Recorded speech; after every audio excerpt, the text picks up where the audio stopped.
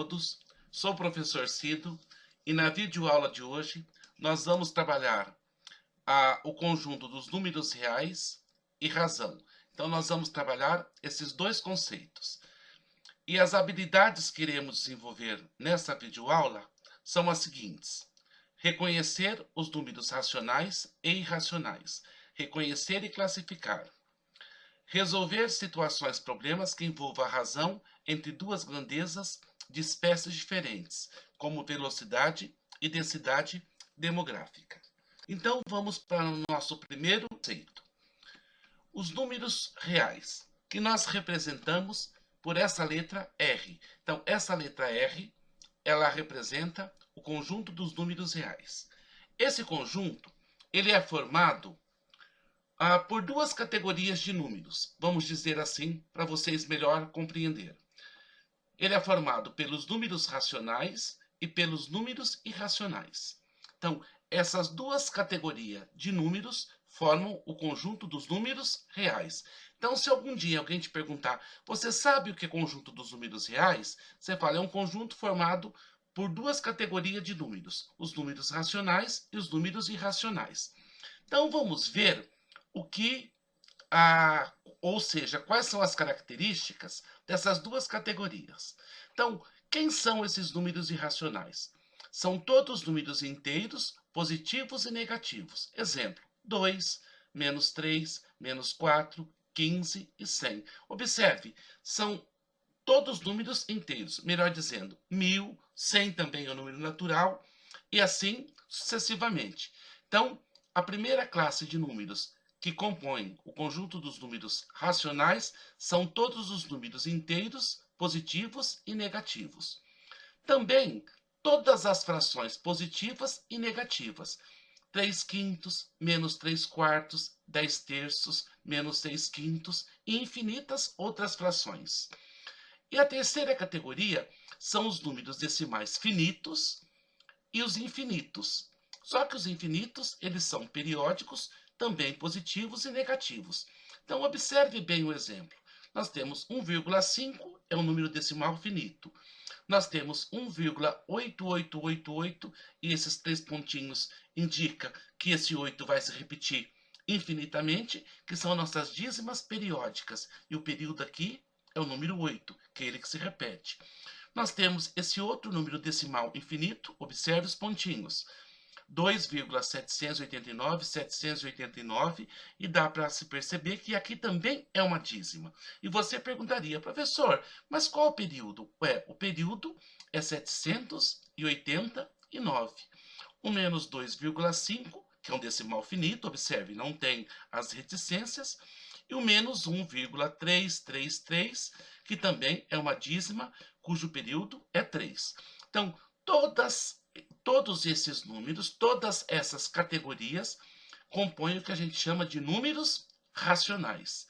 Repetindo, então, são todos números inteiros positivos e negativos, todas as frações positivas e negativas, todos os decimais finitos e infinitos. Só que os infinitos são só os periódicos positivos e negativos. Agora, vamos ver a categoria, quem compõe ou quem podem ser classificados como números irracionais. Então vamos observar toda raiz, positiva ou negativa, cuja extração não é um número inteiro. Exemplo, raiz de 5. Se você pensar, não existe número inteiro que multiplicado por ele mesmo dê 5. Da mesma forma, raiz de 20, raiz de 18, menos raiz quadrada de 2. Pense, não tem um número que multiplicado por ele mesmo dê 2. Menos raiz de 90. Também não tem um número que multiplicado por ele mesmo dê 90. Então, essa primeira categoria de números são todas as raízes cuja a extração não é um número inteiro. E você tem que ficar bem atento. Por exemplo, se eu lhe perguntasse, raiz quadrada de 25 é irracional? A tua resposta deveria ser não. Por quê? Porque raiz de 25 é 5.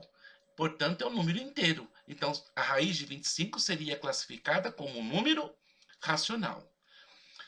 Uma outra categoria de números irracionais são os decimais infinitos. Daí você pode dizer assim, Professor, mas os decimais infinitos estão aqui também nessa categoria, olha.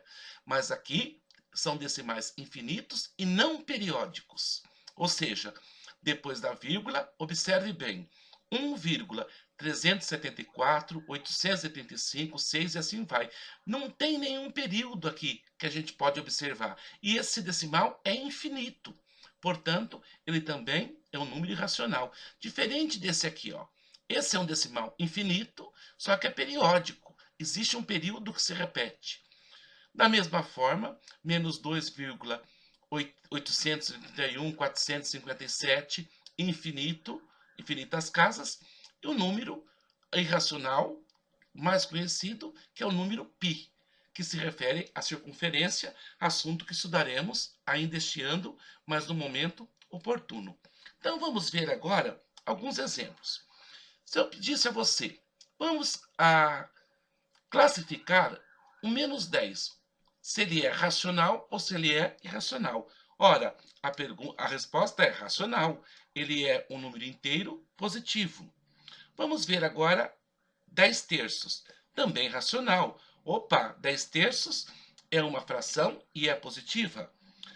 Vamos pensar menos 1,5. Opa, é um decimal finito, portanto, racional. Mais um exemplo, raiz de 50. Pense e raciocine. Será que existe um número inteiro que multiplicado por ele mesmo dê raiz de 50? E a resposta será não, portanto, irracional. O número 1,222 é um decimal infinito. Então ele poderia estar aqui e poderia estar aqui. Mas vamos prestar bem atenção. Ele é periódico. Se ele for uma dízima periódica, então ele é um número racional. Ele é infinito, mas é periódico. O período é o número 2. E por fim, vamos pensar nesse outro número decimal infinito. 1,789. Observe, ele é infinito, olha as reticências aqui, mas não é periódico. Portanto, ele seria um número irracional. Então, até esse momento, aprendemos a classificar número racional e irracional. Isso não é novidade, porque na sala de aula nós trabalhamos essa classificação. É apenas uma retomada de conteúdo. Agora vamos ver a reta numérica.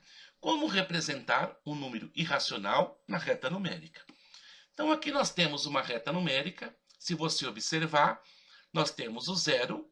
À direita do zero nós temos os números positivos e à esquerda de zero os números negativos. Então sempre quando for solicitado a você que construa uma reta numérica, você vai construir uma reta numérica colocando zero, direita do zero os positivos, esquerda do zero os negativos. E coloque quantos números à direita você precisar e tantos números à esquerda que você precisar. Então vamos imaginar que fosse solicitado a você para localizar onde está a raiz quadrada de 8 nessa reta numérica. Opa, raiz de 8 é positiva, então eu sei que ela vai estar desse lado aqui, à direita do zero. Mas uma maneira bem simples da gente fazer essa estimativa é pensar que número nós temos antes do 8 que tem raiz exata. Opa, é o 4, raiz quadrada de 4. E quem nós temos depois do 8 que também tem raiz exata? Raiz quadrada de 9. Então, raiz de 8 está compreendida entre raiz de 4 e raiz de 9.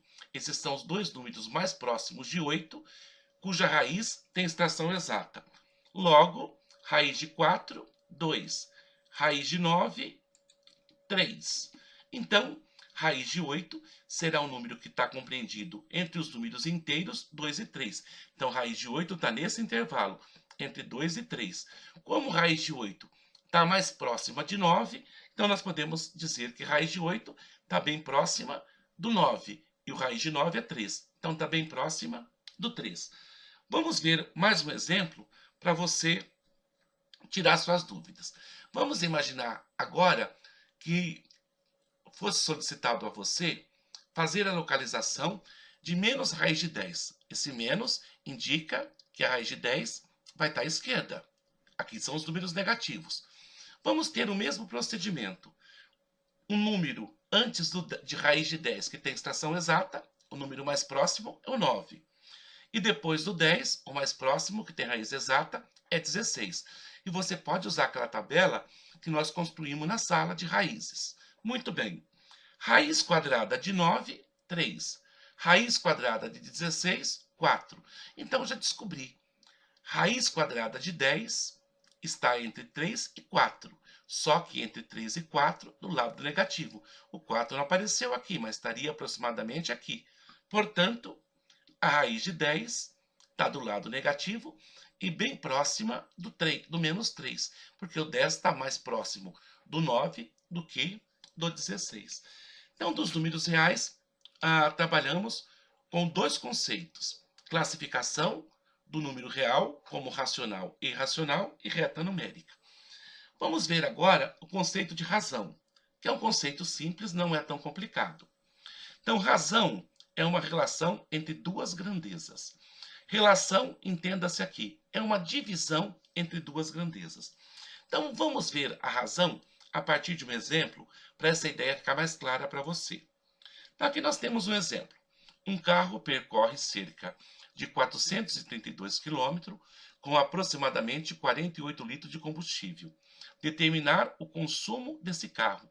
Para eu determinar o consumo desse carro, basta eu fazer a razão entre os quilômetros percorridos e a quantidade de litros que ele gastou. Então, observe, nós temos duas grandezas. Quais são as grandezas? Quilômetros percorrido e quantidade de litros. Então, basta, para a gente calcular esse consumo, fazer uma razão. Dividir o 432, que é a quantidade de quilômetros, que é uma grandeza, por 48, que é a quantidade de litros, outra grandeza. Portanto, nesta divisão, nós vamos obter 90 quilômetros por litro. Então, o que isso significa? Que a cada 9 quilômetros rodado, ele gastou 1 litro de combustível.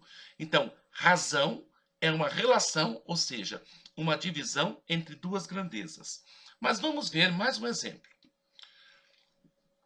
Vou ler o exemplo para a gente ter ideia do que está sendo solicitado. Em ambientes fechados, os bombeiros recomendam uma lotação máxima de 2,5 pessoas por metro quadrado. Essa é a representação de metro quadrado. Uma danceteria possui 320 metros quadrados de área, quer dizer, o espaço dessa danceteria. Está com uma lotação de 1.600 pessoas. Com essa quantidade de pessoas, ela atende às recomendações dos bombeiros? Então, vamos calcular a razão. Aqui nós temos área e nós temos quantidade de pessoas, que são as duas grandezas, área e quantidade de pessoas. Muito bem. Então, vamos fazer o cálculo da razão. Basta eu dividir 1.600 pessoas por 320, ou seja, 5 pessoas por metro quadrado. Daí vem a pergunta, mas será que atende às recomendações do bombeiro? Qual deveria ser a sua resposta? Não atende, porque qual é a recomendação dos bombeiros? É que a lotação máxima seja de 2,5 pessoas por metro quadrado. E aqui nós estamos tendo 5 pessoas por metro quadrado. Então, segundo as normas do bombeiro, essa danceteria deveria ser fechada.